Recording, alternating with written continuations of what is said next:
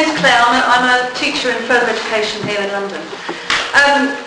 Chris's part slightly overlaps my part.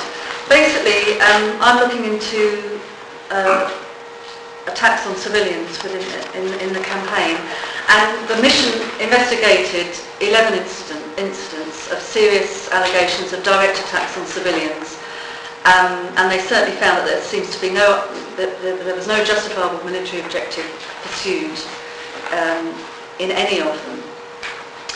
These 11 incidents included 2 houses being attacked during the actual ground invasion in early January, a family home bombed with white phosphorus where 5 people were killed, a bombing of another family home where 22 family members were killed, a condolence tent which was set up after one of these instances for the family to give their condolences, then being attacked by flechettes, a missile attack on a mosque at prayer time in the evening where 15 were killed, and then 5 individual shootings where civilians who were trying to leave their homes to get to safer areas were shot.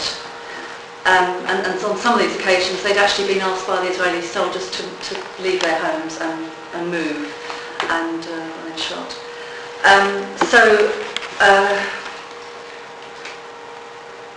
It was quite harrowing reading it. Yeah. So basically, they did extensive interviews with all witnesses that came forward, and they state on every case, after every 11 instance, that all witnesses seemed to be credible and reliable, and there was no reason to doubt their testimony.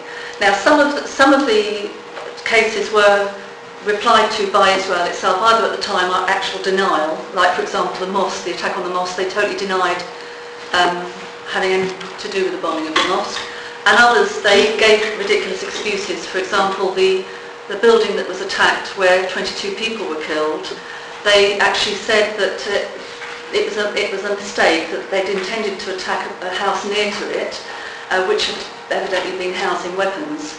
And so it was an error in their part. But with the investigation, which I won't go into, but they've investigated what this Israeli state had said at the time or afterwards, and it doesn't stand up. It seems to be highly dubious, the excuses that Israel give. So there's no doubt in their findings, from statements given by Israeli soldiers to an Israeli NGO breaking the silence, there seems to be 2 different policies that the soldiers were given prior to the thing.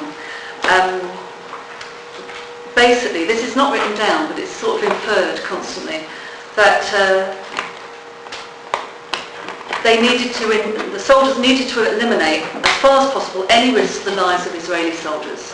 So there's a huge emphasis on, this is a quote, if you see something suspect and shoot, better hit an innocent than hesitate to target an enemy.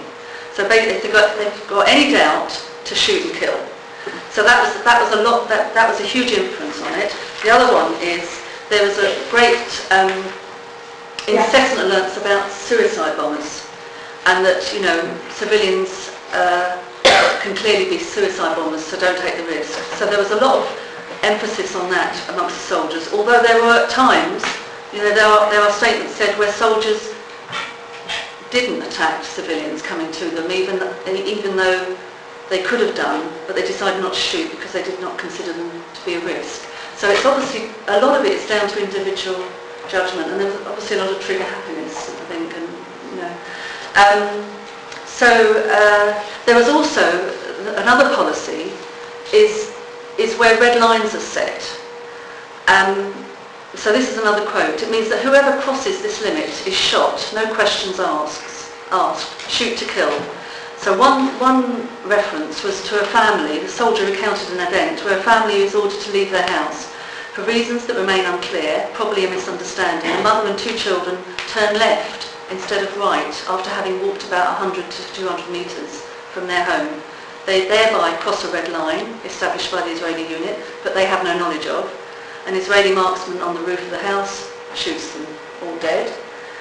And as the soldier speaking, who's accounting this, he said from our perspective, he did his job according to the orders he was given. So, am I having to round up? Do I have to round up? Yeah, so basically the mission certainly found that the State of Israel would be responsible under international law for these intentionally wrongful actions carried out by its agents, and the mission found the conduct of Israeli armed forces would constitute grave breaches of the 4th Geneva Convention in respect of willful killings and willfully carrying great suffering to protected persons. They turned away ambulances for at least 2 weeks after a lot of these instances. Okay, thank you very much.